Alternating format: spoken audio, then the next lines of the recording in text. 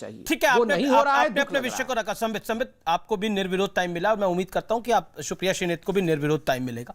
सुप्रिया जी, मैं आपसे सवाल पूछता हूं, आखिरकार नेगेटिविटी को राजनीति में लाने की आवश्यकता क्यों है?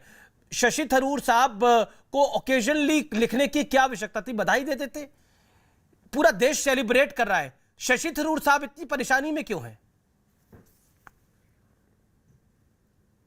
शशि थरूर जी ने जो कहा वो शायद उनकी इस चिंता से आता है कि 135-140 करोड़ के इस देश में हमें ज्यादा जरूरत है स्पोर्ट्स पर ध्यान देने की, ज्यादा जरूरत है अपने युवाओं को स्पोर्ट्स की तरफ मुखरित करने की।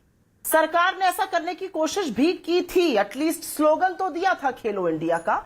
लेकिन इस साल जब ओलंपिक का वर्ष था तो सरकार ने बजट स्पोर्ट्स मिनिस्ट्री का काट दिया था।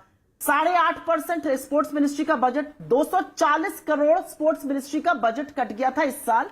तो कहीं पर यह दिखाता है कि बात और चाल और चलन में फर्क है, बोलने और क्रियान्वयन में फर्क है। खेलो इंडिया करा आपने और ओलंपिक के टाइम पर आपने बजट काट दिया स्पोर्ट्स मिनिस्ट्री का, खेलो इंडिया का। तो यह अपने आप में सरकार का विरोधाभास दिखाता है और मुझे लगता है यह गहन चिंतन का विषय है। लेकिन मैं इससे आगे एक और बात कहना चाहती हूं।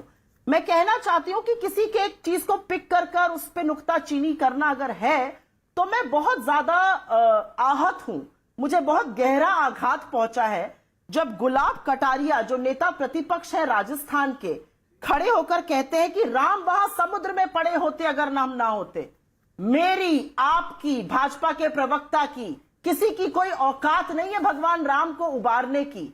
वो इष्ट हैं, वो देवों के देव हैं, वो भगवान राम हैं, वो समुद्र में पड़े रहते हैं। ऐसी बात कही भी जा सकती है क्या? इस बात को कहने के लिए कोई सोच भी सकता है क्या? लेकिन राजनीति इतनी गंदी और ओछी करते हैं गुलाब सिंह कटारिया जी और भाजपा वाले कि वो ऐसा कह गए, अनायास ही कह गए। लेकिन प्रधानमंत्री कह रहे हैं नेगेटिव पॉलिटिक्स कांग्रेस करती है। अमीश जी, तो प्रधानमंत्री जी को गुलाब सिंह कटारिया से भी पूछना चाहिए कि इतने लोगों के इष्ट के लिए आप ऐसी बात क्यों करते हैं। नेगेटिव पॉलिटिक्स की जहां तक बात है, आज आपके शो पर मैंने देखा अगस्त क्रांति की आपने एक चर्चा करी हुई है। अगस्त क्रांति 1942 में हुई थी, क्विट इंडिया मूवमेंट। आपको पता है उसके खिलाफ किसने वक्तव्य दिए थे? श्यामा प्रसाद मुखर्जी जी तब मुस्लिम लीग के साथ सरकार में बंगाल में थे और उन्होंने कहा था this has to be cut down at any cost, we have to combat the quit India movement. RSS ने पार्टिसिपेट नहीं किया था इसमें। उस अगस्त क्रांति को आप समझ नहीं पाए क्योंकि भारत मां को आप समझ नहीं पाए। आज आप यहां के दूसरी अगस्त क्रांति की बात कर रहे हैं। लेकिन आपका चेहरा तब भी वही था, आपका चेहरा आज भी वही है। आज भी आपने जासूसी की है, लेकिन 5 अगस्त किया है, सुप्रिया जी, सुरक्षा से खिलवाड़ मैं एक 10 सेकंड का इंटरवेंशन ले रहा हूं। आप क्या 5 अगस्त को आप भी खास मानती है? क्योंकि जिस तरह से 370 एब्रोगेट हुआ, उसको हटा दिया गया, वो घिसते घिसते घिस गया। श्री राम मंदिर का शिलान्यास 5 अगस्त को हुआ, तो 5 अगस्त खास है। 41 साल बाद भारत को हॉकी में पदक मिला, वो भी 5 अगस्त को ही मिला। 140 करोड़ के इस देश में हर दिन खास है और उस देश को हर दिन को खास बनाने के लिए ही सरकारें चुनी जाती हैं। आज वो दिन भी खास होता अगर काले कानून वापस हो जाते किसानों के, अगर हमारे देश के नौजवानों को रोजगार मिलता और उनको पनौती की तरह ट्रीट नहीं किया जाता, वो दिन भी खास होता। आज अगर महंगाई पर कमर तोड़ी नहीं जाती लोगों की, तो वो दिन भी खास होता अगर पेट्रोल जबरदस्त तरीके से उसके दाम गिरा दिए जाते। 120 रुपए प्रति लीटर पे पेट्रोल नहीं बिकता।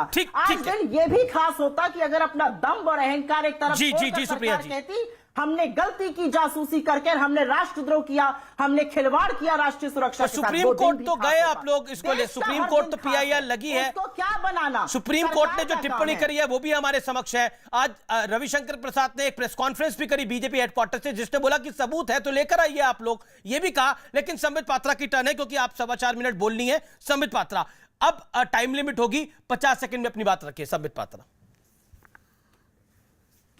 देखिए, पहले तो मैं समझ नहीं पा रहा हूं, इन्होंने कहा कि 140 करोड़ का देश है तो चाइना बराबर मेडल्स मिलना चाहिए, इसीलिए शशि थरूर जी ने ये ट्वीट किया। हर विषय में इंडिया को चाइना से कंपेयर करने की क्या आवश्यकता है? आप रह रहे कि इंडिया की आर्मी को चाइना के साथ कंपेयर करते हो, आप रह रहे कि इंडिया को चाइना के आगे डेनिग्रेट करते हो, ये करने की आवश्यकता क्या है? नंबर 2, यहां इन्होंने कहा कि भगवान राम हम सबके इष्ट हैं, करोड़ों लोगों के इष्ट हैं। शुक्र है आखिरकार सोनिया जी को लगा तो सही कि भगवान राम हमारे करोड़ों लोगों के इष्ट हैं।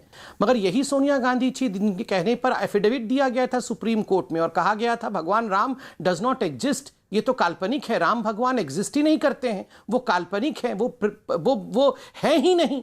आप बताइए, करोड़ों लोगों के सम्मान के साथ, आस्था के साथ जो खिलवाड़ किया था, उसका नतीजा तो वो पूरा का पूरा परिवार ही भुगत रहा है, क्योंकि ईश्वर भी ऊपर से सब देखता है।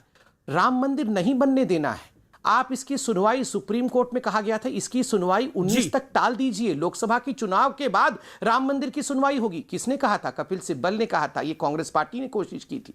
और अंत में मैं कहना चाहूंगा, कांग्रेस आज अगस्त क्रांति की बात कर रही है, 1942 की बात कर रही है। देखिए, एक बात मैं यहां स्पष्ट कर दूं, ये जो गांधी जी के साथ कांग्रेस अपने आप को जोड़ रही है ना, ये कांग्रेस आई है, कांग्रेस गांधी नहीं है, महात्मा गांधी। कांग्रेस आई मतलब कांग्रेस इंदिरा, कांग्रेस टूट टूट कर केवल एक परिवार का हिस्सा है आज। महात्मा गांधी तो चाहते थे कांग्रेस शुड बी डिसॉल्व्ड, कि कांग्रेस जो है वो डिसॉल्व कर दीजिए। मैं इतिहास में जाना नहीं चाहता हूं, मगर ये गलतफहमी लोगों में ना जाए कि ये वही कांग्रेस है जो आजादी के लिए लड़ रही थी। आजादी के लिए महात्मा गांधी लड़ रहे थे, और ये जो कांग्रेस है, ये कांग्रेस आई है एक परिवार के भरण पोषण का एक इंस्ट्रूमेंट है, एक माध्यम है। जी शुक्रिया। कांग्रेस पार्टी पे बार बार गाहे बगाए यही ब्लेम लगता है कि आप एक पारिवारिक पार्टी है, परिवार के इर्द गिर्द पूरी आपकी धुर्री घूमती है और उसी के इर्द गिर्द आप काम करना चाहते हैं। राहुल गांधी, मुझे आज सोनिया गांधी, प्रियंका गांधी, आज इस बात की खुशी है मुझे। आप बोल चुके, मैं बोलूं? जी जी बोलिए। मुझे एक बात की खुशी है, आज महात्मा गांधी तो याद आए, क्योंकि ये तो गांधी के हत्यारे गोडसे के साथ खड़े हैं। ये तो गोडसे को जो जय जयकार करते हैं उनको पार्लियामेंट में लेके आते हैं, जो गांधी को धूमिल करके गोडसे की जय जयकार करते हैं उनको तो पीएम और होम मिनिस्टर फॉलो करते हैं, जो दिखाते हैं कि कैसे गांधी जी को गोली मारी गई और ट्विटर पे और फेसबुक पे हर जगह चलता है, उनकी जय जयकार के साथ ये खड़े हैं। तो चलो, आज गोडसे के हत्यारों को महात्मा गांधी याद आ गए, इसके लिए मैं ईश्वर का चरण वंदन करती हूं। ईश्वर की प्रार्थना आज स्वीकार हुई कि गोडसे की जो जय जयकार करते थे, आज उनको भी गांधी याद आ गए। सेल्फ गोल की बात हो रही थी और परिवार की क्यों आपने बात करी, तो मैं जरूर इसका जवाब दूंगी। सेल्फ गोल तो उसी दिन हो गया था जिस दिन नमस्ते ट्रंप करके चुनी हुई सरकार गिरानी थी, दीदी ओ दीदी करना था, बंगाल जीतना था, ना वैक्सीन थी ना ऑक्सीजन। सेल्फ गोल तो उसी दिन हो गया जब सदन में खड़े होकर कह दिया एक भी मौत बिना ऑक्सीजन के नहीं हुई। सेल्फ गोल तो उसी दिन हो गया, देनी थी 7 साल में 14 करोड़ नौकरियां, और बेरोजगार हो गए 23 करोड़ लोग, गरीबी की सीमा रेखा से नीचे चले गए। तो सेल्फ गोल की बातें यहां पर मत करिए। सेल्फ गोल तो उसी दिन, एक मिनट, सेल्फ गोल तो उसी दिन हो गया जो युवा शक्ति और लाल आंख दिखाते थे चीन को जब विपक्ष में थे। जब चीन हमारे देश में घुसा हुआ तो ऐप बैन करी और चीन को सबसे लार्जेस्ट ट्रेडिंग पार्टनर बना लिया पिछले 1 ही साल में।